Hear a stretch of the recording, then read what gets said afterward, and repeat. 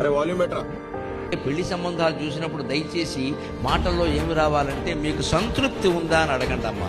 ఎన్నో ఆస్తులు ఉన్నాయి, ప్యాకేజీ ఎంత, కింద లీకేజీ ఎంత, ఈ గొడవ కాదు. ఎంతసేపు మీ అమ్మా నాన్న మీతోనే ఉంటారు, మరి ఎవరితో ఉంటారు? వారణాసి వెంకట్రావుతో ఉంటారా? కొడుకుతో ఉండకపోతే ఇలా ఏదో ప్రశ్న మూతి పగలగొట్టేయాలి. అటువంటి ప్రశ్న ఇస్తే మూతి పగలగొట్టేయడమే.